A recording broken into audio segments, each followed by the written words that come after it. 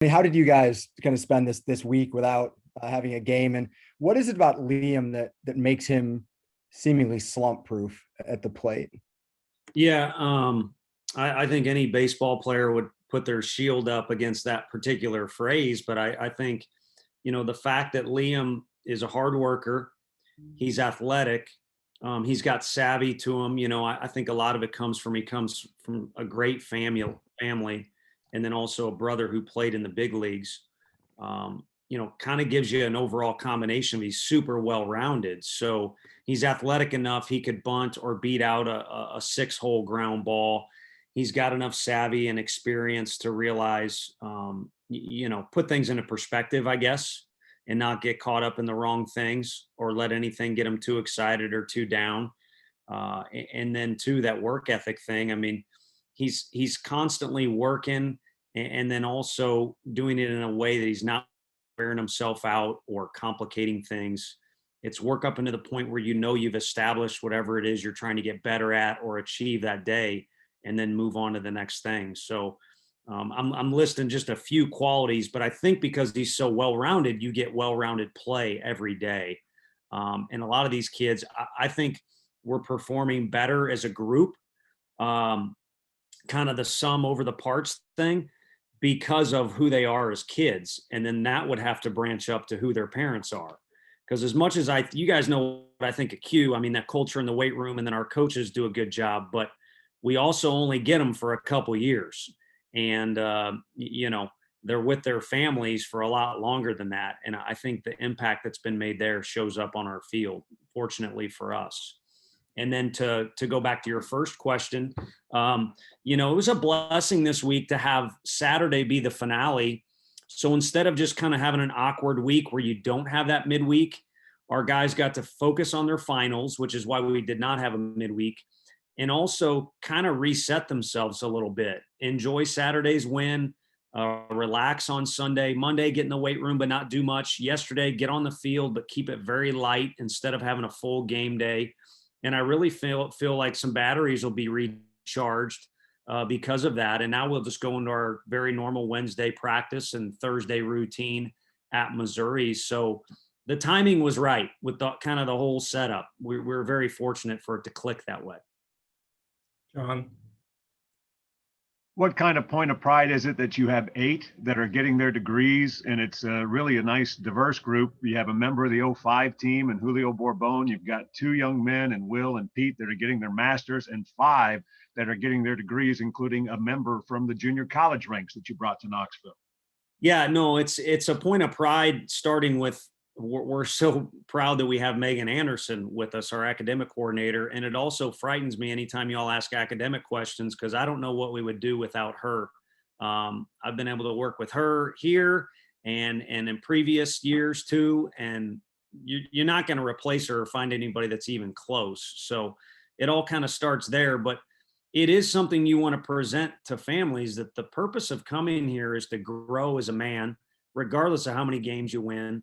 And then also get a piece of paper that's going to work for you for a long, long time, 40 to 50 years, hopefully. And so all that's kind of culminated with those guys getting that degree. It's a longer list this year, which kind of makes it even a little sweeter. All right, we'll go to Ben and then Ryan. Yeah, Tony, I got a couple things. First, I'm curious about the hat. Any special meaning there? It's just a Smoothie King hat. I had to ask. Provided for the boys, so they provided us with some goodies. I love it. Do you have an update on Connor Pavoloni? And then just kind of looking back, what have been your thoughts on Jackson Greer defensively and his rapport with the pitchers? Yeah, no political statements with any outfits out of me, but Jackson Greer has been what we thought he would be. Really frustrating for him. He's one of many guys to just get a little injury. It was on a pop-up behind the plate, just kind of a little tweak. And so now all of a sudden at Georgia, when we're just starting SEC play, he's not able to get a taste of what that league is all about. And, to get him back when we did was huge, because games like at Western Carolina, maybe even one of the games this weekend, I know Durkee could have done a good job for us. We don't win because Pav's not available. So, and I know his repetitions are starting to build, which helps us trust him in any situation. Whereas at the very beginning, to be honest with you, anytime someone's doing something for the first time, even regardless of how minute it is, you maybe aren't quite as confident in it. But now he's been there, done that. And we're about 2 hours. Sorry for the tease, but you can always text me or Sean. But we're about 2 hours from having an update on Pav. They'll re-X-ray and see what's going on there. So in the meantime, he's been Pav. He's just stayed as busy as possible, and he's been doing all the things he's supposed to do rehab-wise. I was going to ask about Connor Hosley. It doesn't seem like we've seen as much as him the last few weeks. Just where does he stand? And I guess what do you need to see from him to be more of a factor on the weekends? Yeah, I think the stuff is obviously there. It's about being able to throw strikes, and he's a super athlete. One of our best guys at, if we give the pitchers BP, very rare, but he can drive the ball out of the park. He moves around well on the mound as far as fielding his position, but I think with the velocity training, sometimes you give up a little bit of accuracy. And I think for him, it's about being able to throw strikes right out of the gate, because these bullpen guys always have that pressure of, usually when they come in the game this time of year, it's you got to get right to work. It's not a, February game where maybe we've got a lead or the other team has a lead and we're just trying to get you some reps. It's go time. And so if he can show that he's go time with that really good stuff right out of the gate, then he could be in the mix to get any hitter out in the league. So that's kind of the challenge for him, and for us to bring him along in that fashion too. All right, we'll go to Vince next. Tony, two things. One, can you talk about those bench guys that don't get a ton of work and how they're able to stay engaged and help you guys, even if they don't get the opportunities, especially this week, not having a midweek game for some of them to play?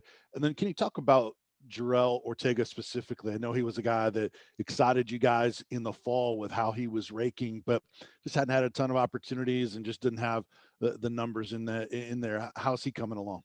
Right. Well, he, like the other guys, actually get a ton of reps behind the scenes facing live pitching. And with a COVID roster, the numbers are inflated on both sides. So you've got multiple guys that need to get out there and throw, which is great for the hitters, and a bunch of hitters that need to hit, which is great for the pitchers, because they usually this time of year are throwing to maybe 4 or 5 guys at a time. They want to throw to, a bigger number, a larger number. So that's how we do those things, and how those guys are in the dugout is huge for us. We still don't have our travel roster made for Missouri, and I think a lot of what we get down to in the nitty gritty is who do we think is just going to help our environment, in the hotel, in the dugout, and in between games, to help us do what we want to do, which is go win a series. So we take that stuff huge. We're grading the kids out and having conversations with them all the time about that stuff. And Jarrell in specific is one of those guys. He's always vocal in the dugout. I think defensively, the one thing we've tried to get him to kind of revisit is that grind he had on defense. Last year, he could not play with us because of the injury, and he was a maniac anytime we gave him defensive repetitions. I think he lost that edge a little bit. And then at the plate, he was as dangerous as anybody as possible. You can mention in the fall, didn't go his way early in the year. We follow these at bats. I think the one thing that he changed from freshman year to this year was really using the right center gap. And somewhere along the way, he started kind of hooking balls back towards that third base line often. And if we can kind of remove that and make him more of that all field hitter with strength that he's capable of being, he might be pinch hitting with the series on the line, whether it be this weekend or next. We'll go back to Mike, and then we got time for a few more. So we'll go back to Mike and then John. Yeah, Tony, did you have a chance to have any sort of scrimmage for young guys this week? And did anyone stand out? If so, and then what are your impressions of Missouri? Yeah, last night was a very, very moderate version of that. I think we went with 4 pitchers total. Elijah finished the deal, looked really good. But I think it was a maximum of 2 at bats for some guys. And then today, Wednesday's always been a day where we've involved some guys because you might play on a Tuesday and not use Sean Scott or whoever it might be. So you would complement Tuesday's at bats with Wednesday. So we'll do that again today. So it's not really a complete body of work. Jason Rackers was good yesterday. He may have started if we would have had a Tuesday game, but he was good at the start. And like I said, Elijah was really good at the end. Will Mabry, it was just big for us to get him in that routine of what he appears to be for us is get ready real quick, hustle out of the pen, face maybe one or two guys max, but then you may be asked to do the exact same thing the next day. So he was able to do that as well. Luke Lipschitz hit a homer yesterday. So those were kind of the highlights. We'll get more action today. Missouri, the most important thing for us is to get to Missouri safely, have a good workout Thursday, and then game one. I mentioned win the series, but the buck kind of stops, here when you're talking about Friday's game because their Friday starter is 94 to 98 and throws plenty off speed pitches as well and throws them for strikes. So you're getting a true Friday matchup of guys with really good stuff. Velo's there, off speed is there. So that just starter battle is really where we need to narrow our focus. But you do need to look at the opponent as a whole. I know going into the year, they really like their club. They won plenty of non-conference games. When you get into our league, anything can happen, whether it be good, bad, back and forth, good and bad. And they probably haven't had as much luck go their way at times, that they would like based off watching those Alabama games because they were winning a couple of those games and they ended up, not able to come away with the win. So the fact they're leading such a good team and at times was bet by a big number in Alabama shows they're capable of doing that to anybody. And, like most SEC games, they'll all probably come down to the nitty gritty, just as they did against, again, that Crimson Tide club. To be at this stage of the season and be tied for first atop the East, you just mentioned that it's all about the workout, then it's game one. I'm just wondering, what does it feel like to have your team in this position with 9 conference games left? You won't like my answer, John. It's really far away, man. 11 games is a lot of. I would pay $1 million to go back in college and play 11 games. So just to get to play is a blessing and something that you count the number a little bit. But it's not small enough on your hand to where you start predicting what your future is.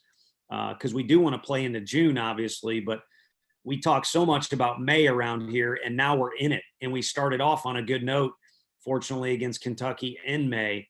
So it's important for us to kind of continue to go with what works for us in the step-by-step deal because, again, if we're in Shawshank Redemption, we're nowhere near out of the tunnel yet. You're kind of in the middle somewhere when the lightning's going off. So for now, we'll hopefully emphasize the things that have gone well for us this year and continue to subtract some of the things we don't think have gone well for us. All right, Gustavo, last question. Coach, how do you see the parity of the SEC East? You guys are tied with Vandy first place. You got Florida, just one game behind us. So how do you see the parity of the SEC East and the competitiveness of this division in baseball? Well, I mentioned Missouri has shown that they're fully capable of beating anybody. I think the way you would flip that in favor of us in this scenario is if we're involved in any conversation with those two clubs, because everyone knows what kind of arms they have. And of course, they also have offensive talent. But if we're in any conversation with those two clubs or a program like, South Carolina's been hitting a ton of home runs, and I know they've got good arms too, then you're doing a few things right. So, but at the same time, it's a conversation for us to have in this setting. If it were a conversation I was to pull Jake Rucker aside during pregame and have, it would make no sense because, again, there's so much left to do in this season, and you could even pile on with the SEC tournament. So if you're fortunate enough to play 3 games, which is not asking too much for any program in the league, you're still talking about 12 SEC games, which is nearly half of your regular season schedule of SEC games. And then 2 Tuesday games that we have left too, that'll be enormous for us. They're against in-state rivals, and we need to keep getting guys out there so they're they're primed and ready for any situation that could come their way. So in the big scheme of things, like I said, it's complimentary, but it's also, like I mentioned to John, a little too far off in the distance to start counting where you're at or anything like that. Thank you so much, Coach. It's been a pleasure covering you. Yeah, and I've enjoyed visiting with you too. And I appreciate you guys always being patient. I know today was a little bit of a scramble. John, do you want to do one more, or what do we got? No, unless if you got time for more, we can do one more. It's up to Yeah. you. Yeah, I know Ryan had a question. Yeah, Ryan, go ahead, buddy. Yeah, you've talked about not playing, I guess, y'all's best baseball yet. With the consistency of the lineup, top to bottom, the past few weeks, do you feel like you're closer to that? And what all goes into you guys playing your best baseball? Yeah, getting there. I probably shouldn't even say the word, but I think health is a big thing. You know, it'd be nice to have every option for the coaching staff, and then for the kids. Some of them have battled through things that they've had to kind of put in the back of their mind, and we haven't presented them necessarily to the opponent or you guys. And then some of them, like, you know, what Pav's going through right now, you all are fully aware of. So I think part of it is being as healthy as you can be at the end of the season. No one's going to be 100% at the end of the season. And then what it looks like is what it looks like in a October scrimmage where we got pizza on the line or something goofy like that. And the guys are really at each other's throats, but they're also having fun, because at the end of the day, you know, they're probably, the losing team's going to get pizza. It's just going to be cheese pizza or something like that. But, you know, basically that balance of, you know, being focused and really getting after it the way we want our kids to play the game, but also being loose and playing it, you know, as if it was their little league days, when things are simple and you're not worried about what's on social media or what's on the scoreboard, or if you're going to get credit for this or not, or, you know, how the scorekeeper is gonna score the deal. So I think when you get a healthy Tennessee roster, and that is kind of the loose but focused approach they have to the game, then it's really fun to be at the park. All right, thanks, Coach. Appreciate your time. Thank you guys. Appreciate you.